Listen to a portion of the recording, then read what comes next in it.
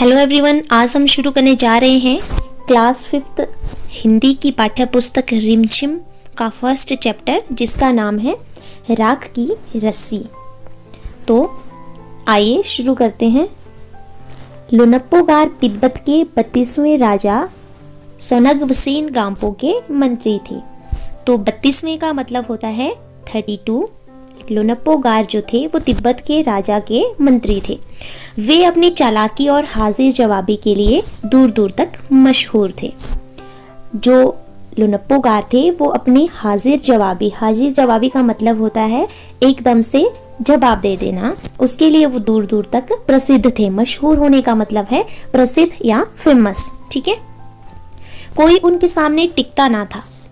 चैन से जिंदगी चल रही थी, मगर जब से उनका बेटा बड़ा हुआ था उनके लिए चिंता का विषय बना हुआ था। तो देखते हैं कि उनका बेटा किस तरह से, इसलिए उनके लिए चिंता का विषय बना हुआ था। कारण यह था कि वह बहुत भोला था। ठीक है, लुनप्पोगार का जो बेटा था वो बहुत भोला था, जिसके कारण लुनप्पोगार को उसकी चिंता हुआ करती थी। होशियारी से उसे छूकर भी नहीं गुजरी थी। होशियारी तो उसमें मतलब बिल्कुल भी नहीं थी। लुनप्पोगार ने सोचा, मेरा बेटा बहुत सीधा साधा है, मेरे बात इसका काम कैसे चलेगा। लुनप्पोगार को अपने बेटे की चिंता हो रही थी कि जो मेरा बेटा है बहुत भोला भाला सा है, तो लोग तो उसे ऐसे ही मूर्ख बना के चले जाएंगे। एक दिन लुनप्पोगार ने अपने बेटे को 100 भेड़ें देते हुए कहा कि तुम 100 भेड़ों को लेकर शहर जाओ, मगर इन्हें मारना या बेचना नहीं। मतलब ये जो भेड़ें वो अपने बेटे को दे रहा था, तो उसने जाते जाते कहा कि ये जो भेड़ें मैं तुझे दे रहा हूँ, इनको ना ही तो बेचना है और ना ही मारना है। ठीक है, इन्हें वापस लाना 100 जौ बोरे के साथ, बल्कि इन भेड़ों के साथ में जब तू वापस आएगा तो तूने 100 बोरे जौ के भी लाने हैं, वरना तुम्हें घर में घुसने नहीं दूंगा। ठीक है, लुनप्पोगार ने अपने बेटे से कहा कि मैं तुझे नहीं तो घर में आने नहीं दूंगा। इसके बाद उन्होंने बेटे को शहर की तरफ रवाना कर दिया। इसके बाद क्या किया, रवाना करने का मतलब है उसने अपने बेटे को शहर भेज दिया। रवाना करना होता है भेज देना। ठीक है, लुनप्पोगार का बेटा शहर पहुंच गया। जैसे ही वो वहां पे शहर पे पहुंचा, मगर इतने बोरे जौ खरीदने के लिए उसके पास रुपए ही कहाँ थे। उसके पास तो पैसे नहीं थे, उसे तो सिर्फ जो भेड़ें थी वो दी हुई थी और उसको भेज दिया था। वह इस समस्या पर सोचने विचारने के लिए सड़क के किनारे बैठ गया, मगर कोई हल उसकी समझ में नहीं आ रहा था। वो जो लुनप्पोगार था उसने अपने बेटे की परीक्षा लेनी चाहिए कि किस तरह से मेरा बेटा है ये प्रॉब्लम को हल करता है। ठीक है, वह बहुत दुखी था। तभी एक लड़की उसके सामने आ खड़ी। ठीक है, जो बेटा था वो बहुत दुखी था, उसको समझ नहीं आ रहा था कि किस तरह से वो 100 जौ के बोरे वापस घर में ले जाएगा। ठीक है, लड़की ने कहा, क्या बात है, तुम इतने दुखी क्यों हो। लुनप्पोगार के बेटे ने अपना हाल कह सुनाया। जो बेटा था उसने उस लड़की को बताया कि ये प्रॉब्लम है मुझे। तो इस पे लड़की बोली, अरे इसमें इतना दुखी होने की कोई बात नहीं है, मैं इसका हल निकाल देती हूँ। इतना कहकर लड़की ने भेड़ों के बाल उतारे और उन्हें बाजार में बेच दिया। ठीक है, जो रुपए मिले उनसे जौ के 100 बोरे खरीदकर उसे घर वापस भेज दिया। तो उस लड़की ने उसकी मदद करी। उसने क्या किया, उन भेड़ों के बाल निकाल दिए और उससे जो पैसे मिले उससे उसने 100 बोरे जौ के खरीदकर उसे वापस घर भेज दिया। लुनप्पोगार के बेटे को लगा कि उसके पिता बहुत खुश होंगे, मगर उसकी आपबीती पर उन्होंने ध्यान नहीं दिया। लुनप्पोगार के बेटे ने सोचा कि मैंने तो अपना टास्क कंप्लीट कर लिया है, तो मेरे पिताजी जो है वो बहुत खुश हो जाएंगे। लेकिन जैसे ही उसके पिता ने उसकी आपबीती सुनी कि उसने ऐसे ऐसे किया, किसी दूसरे की हेल्प से ये टास्क कंप्लीट किया, तो उन्होंने क्या किया, उसकी जो बातों पे बिल्कुल भी ध्यान नहीं दिया, बल्कि वहाँ से कमरे से उठकर वो बाहर चले गए। दूसरे दिन उन्होंने अपने बेटे को बुलाकर कहा, पिछली बार भेड़ों के बाल उतारकर बेचना मुझे जरा भी पसंद नहीं आया। उसने अपने बेटे को कहा कि ऐसा जो तूने किया, ये जो भेड़ों के बाल बेच दिए, ये मुझे बिल्कुल भी पसंद नहीं आया। अब तुम दोबारा उन्हीं भेड़ों को लेकर जाओ, उनके साथ जौ के 100 बोरे लेकर ही लौटना। अब फिर से उसको सेम टास्क दे दिया गया जैसा उसको पहले दिया था, लेकिन अब तो उसके पास वो भेड़ों की तो ऊन भी नहीं थी, उनके बाल भी उन्होंने बेच दिए थे। तो अब देखते हैं किस तरह से वो बच्चा जो है दूसरी बार उस टास्क को पूरा करता है। आइए, एक बार फिर निराश लुनप्पोगार का बेटा शहर में उसी जगह पर जा बैठा जहाँ पे वो पहले गया था। ना जाने क्यों उसे यकीन था कि वह लड़की उसकी मदद के लिए जरूर आएगी। उसको लग रहा था कि जिस लड़की ने उसकी पिछली बार हेल्प की थी वो इस बार भी उसकी मदद करने के लिए जरूर आएगी। और हुआ भी कुछ ऐसा ही, वह लड़की आई, वहां पे वो लड़की आ गई। उससे उसने अपनी मुश्किल कह सुनाई। उसने फिर से उसको पूरी बात बता दी कि ऐसा ऐसा हुआ, अब तो बिना जौ के 100 बोरे के मेरे पिताजी मुझे घर में घुसने भी नहीं देंगे, ऐसा उसने उस लड़की से बताया। लड़की सोचकर बोली, एक तरीका है। उसने भेड़ों के सींग काट लिए। उस लड़की ने जितने भी वो 100 भेड़ें थी उनके सबके सींग काट लिए। उन्हें बेचकर जो रुपए मिले उनसे 100 बोरे जौ के खरीदे। दूसरी बार फिर से उन्होंने कोई तरकीब ढूंढ निकाली। बोरे लुनप्पोगार के बेटे को सौंपकर लड़की ने उसे घर भेज दिया। ठीक है, तो उस लड़की ने एक बार फिर से उस लड़के की मदद की। किसकी मदद की? लुनप्पोगार के बेटे की। भेड़े और जौ के बोरे पिता के हवाले करते हुए लुनप्पोगार का बेटा खुश था। इस बार उसे लग रहा था कि मेरे पिताजी जो है मेरे टास्क कंप्लीट करने से खुश हो जाएंगे। उसने विजयी भाव से सारी कहानी सुनाई। उसने फिर से अपने पिताजी को वो कहानी सुनाई कि इस तरह से हमने जो है पैसे कमाए और फिर हमने ये अनाज के बोरे वापस लाए। यह सब सुनकर लुनप्पोगार बोले, उस लड़की से कहो कि हमें 9 हाथ लंबी राख की रस्सी बनाकर दे। उसके पिता ने, लुनप्पोगार के पिता ने कहा कि जा तू, अगर वो तेरी इस तरह से हेल्प कर रही है तो उसे कह कि हमें वो 9 हाथ लंबी राख की रस्सी बना कर दे। उसके बेटे ने लड़की के पास जाकर पिता का संदेश दोहराया। लड़की ने एक शर्त रखी। लड़की ने कहा, मैं रस्सी तो बना दूंगी मगर तुम्हारे पिता को वह गले में पहननी होगी। उस लड़की ने लुनप्पोगार के बेटे से कहा। लुनप्पोगार का बेटा जो था उसने वो बात अपने पिताजी से कह दी और इस पे उसके पिताजी बोलते हैं कि ये तो बहुत मुश्किल काम है, वो लड़की कहाँ ऐसा कर पाएगी, राख की रस्सी तो पहले तो उससे बनेगी ही नहीं। तो उसने बोला, भाई हाँ ठीक है, अगर वो राख की रस्सी बना देती है तो मैं उसे अपने गले में पहन लूंगा। इसलिए उसने लड़की की शर्त मंजूर कर ली।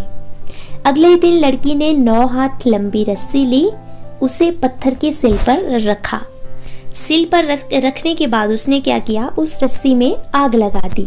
रस्सी जल गई मगर रस्सी के आकार की राख जो थी वो बच गई।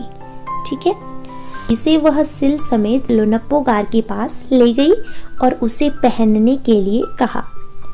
उस पत्थर को ही उठाकर वो उस लड़के के पिताजी के पास ले गई और कहा कि अब तुम इस रस्सी को पहनो। लुनप्पोगार रस्सी देखकर चकित रह गया। चकित रहने का मतलब होता है हैरान हो जाना। ठीक है, वे जानते थे कि राख की रस्सी को गले में पहनना तो दूर, उठाना भी मुश्किल है। अब राख थी, अब उसको कैसे उठाना था उसने। अब ठीक है, हाथ लगाते ही वह टूट जाएगी क्योंकि रस्सी पे हाथ लगाए तो उसने टूट जाना था।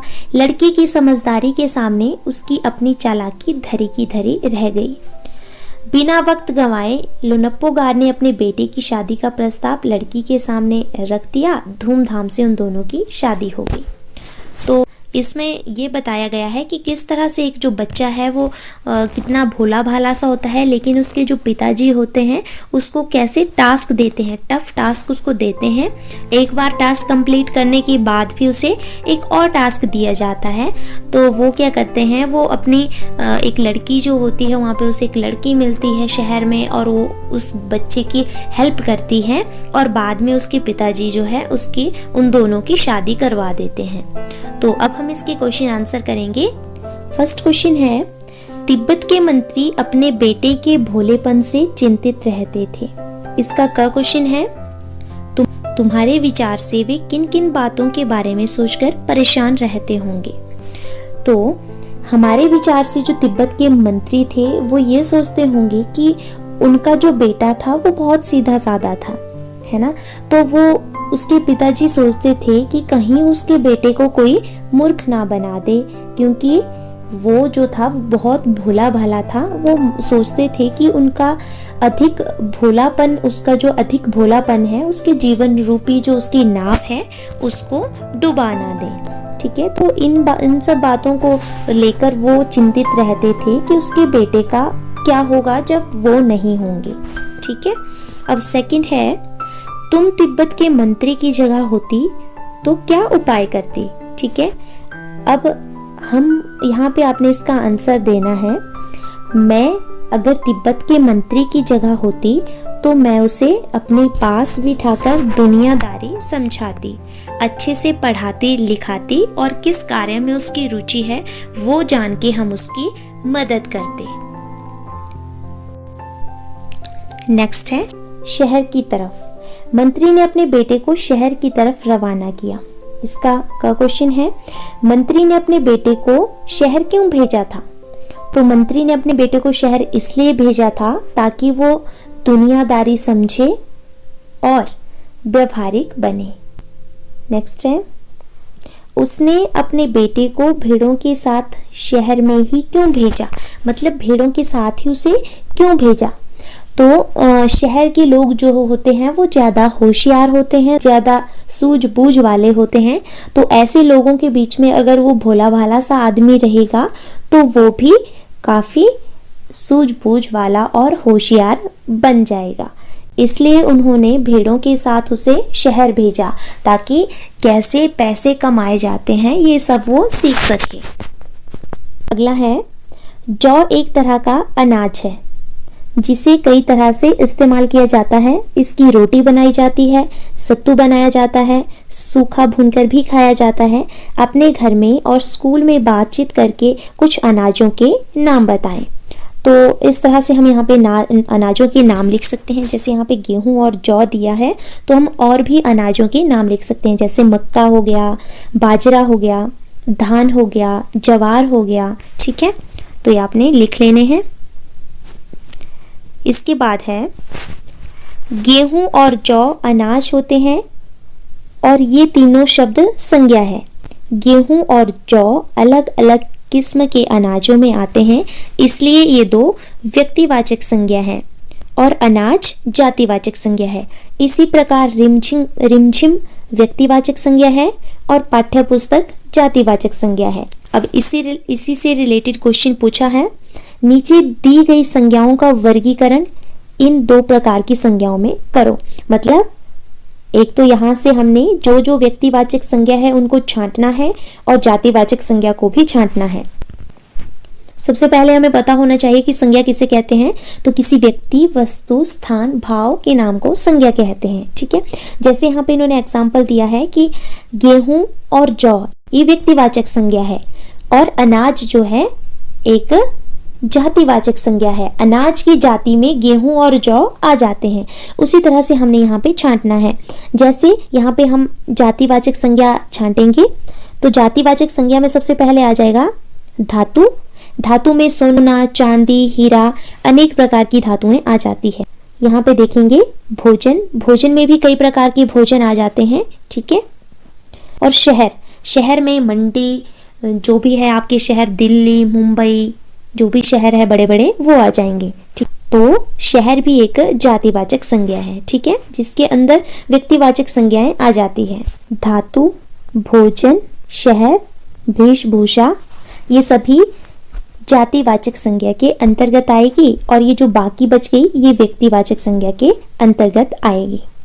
नेक्स्ट क्वेश्चन है, ऊपर लिखी हर जातिवाचक संज्ञा के लिए 3 व्यक्तिवाचक संज्ञा खुद सोचकर लिखो। तो आपने अपने आप करना है। तो यही थे आज के क्वेश्चन आंसर। तो यही था आज का हमारा चैप्टर राख की रस्सी। इसका हमने कंप्लीट डिस्कशन जो है कर लिया है विद क्वेश्चन आंसर। मुझे आशा है कि आप सभी को ये चीज़ क्लियर हो गई होगी। Thank you, have a nice day.